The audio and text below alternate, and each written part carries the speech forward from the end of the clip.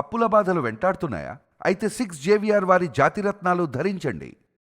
నమస్తే, welcome to our channel. నేను మీ సిరి. ప్రస్తుతం మనతో పాటు ఉన్నారు వంటింటి చిట్కాల specialist ayurvedic doctor Chittibotla Madhusudana Sharma గారు. డాక్టర్ గారితో మాట్లాడదాం. డాక్టర్ గారు నమస్తే. నమస్తే. డాక్టర్ గారు, ఈ నరాల బలహీనతకి అసలు కారణాలు ఏంటి అని అంటారు? ఈ రోజుల్లో ఈ నరాల బలహీనత అనేది వయసుతో సంబంధం లేకుండా కూడా చూస్తూ ఉన్నాము. అసలు ఇంతకుముందు ఇలాంటివన్నీ కూడా మనం వినకపోయేది, వాళ్ళే ఇలాంటి ఆయుర్వేదిక చిట్కాలతోని వాళ్ళు క్యూర్ చేసుకునేది. కానీ ఇప్పుడు హాస్పిటల్స్కి వెళ్తున్నా కూడా తగ్గని పరిస్థితి కనిపిస్తుంది. సో అసలు దీనికి మెయిన్ రీజన్స్ ఏంటంటారు? ఇది క్యూర్ అవ్వాలి అని అంటే ఏమైనా రెమెడీస్? దీనికి 1,00,000 కారణాలు ఉన్నాయమ్మా. నరాల బలహీనత సమస్యకి అనేక రకాలైన కారణాలు, జనరల్గా ఉండేటువంటి కారణాల గురించి ఇప్పుడు చెప్తాను చూడండి. సర్వసాధారణంగా ఉండేటువంటి కారణాలు పోషకాహార లోపం. పోషకాహార లోపంలో కూడా ముఖ్యంగా చెప్పుకోదగ్గది సూక్ష్మ పోషకాహార లోపం. మనము కార్బోహైడ్రేట్స్ అవసరాన్ని మించే తింటున్నామని కూడా చెప్పకూడదు. ఇంచుమించు అందరం కూడా అండి కార్బోహైడ్రేట్స్ అవసరాన్ని మించి తీసుకుంటున్నాము. ప్రోటీన్స్ మాత్రం అవసరానికి కంటే తక్కువనే తీసుకుంటున్నాం.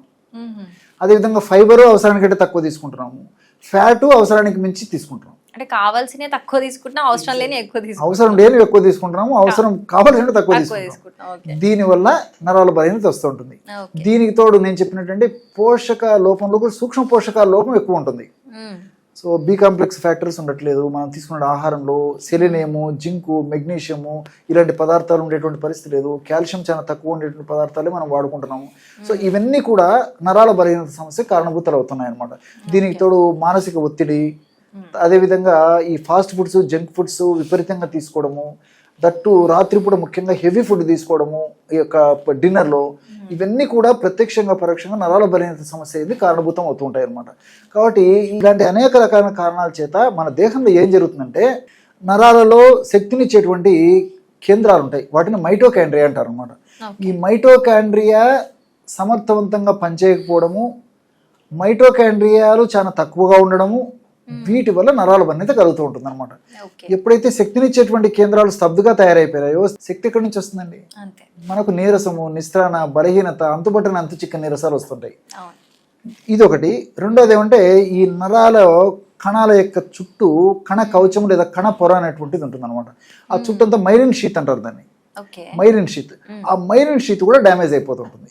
ఆ కణ కవచం కూడా డ్యామేజ్ అయినప్పుడు దాని యొక్క ప్రభావం చేత కూడా ఈ నరాల వీక్నెస్, బలహీనత, నిస్త్రాణ, కాళ్ళు చేతులు తిమ్మిర్లు ఉండడము, మంటలు ఉండడము, పొగలు గక్కినట్టు ఉండడము, సూదులు గుచ్చినట్టు ఉండడము, ఇలాంటి అనేక రకాల లక్షణాలు కూడా వస్తూ ఉంటాయి అన్నమాట. కాబట్టి ఈ యొక్క నరాల బలహీనత సమస్య తగ్గేందుకు మంచి రెమెడీ చెప్తాను చూడండి. త్రిఫల చూర్ణము ఒక 50 గ్రాములు తీసుకోవాలి. త్రిఫల చూర్ణం ఎందుకు తీసుకోవాలంటే, కరక్కాయలు, తానికాయలు, ఉసిరికాయలు ఉన్నాయని చెప్పేసి దాంతో తయారు చేస్తారని చెప్పేసి అందరికీ తెలుసు. దాని గురించి నేను ఫర్దర్గా డెప్త్గా పోదలుచుకోలేదు, అది చాలా మంది తెలిసినటువంటి విషయం. సో ఈ త్రిఫల చూర్ణం ఎలా పనిచేస్తుందంటే, ఇందులో కొరసెటిన్ అనేటువంటి రసాయన పదార్థం ఉంటుంది.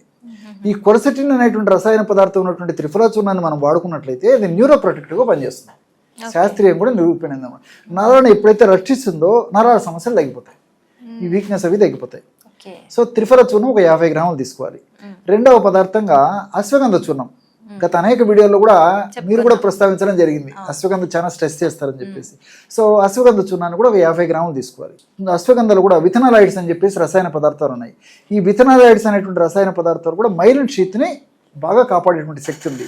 అంతేకాకుండా మైటోకాండ్రియాని కూడా సమర్థవంతంగా పనిచేసేందుకు, మైటోకాండ్రియాలు ఎక్కువగా ఉత్పత్తి అయ్యేందుకు కూడా ఈ యొక్క అశ్వగంధంలో ఉన్నటువంటి వివిధ రకాల రసాయన పదార్థాలు ఉపయోగపడతాయి.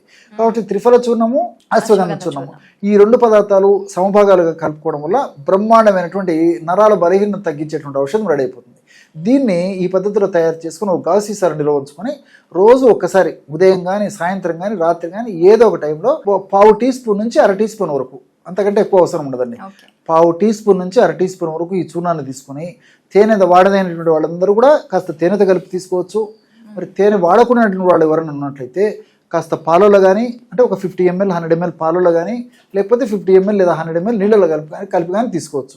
సో ఏ పద్ధతిలో ఈ యొక్క ఔషధాన్ని తీసుకున్నా నరాలకు మంచి శక్తిని, పుష్టిని కలుగజేసేసి చక్కటి ఆరోగ్యం వాళ్ళ సొంతం అయ్యేందుకు ఈ 2 ఔషధాలు చాలా సమర్థవంతంగా ఉపయోగపడతాయి. మంచి రెమెడీ చెప్పారు డాక్టర్ గారు. Thank you so much. నమస్తే.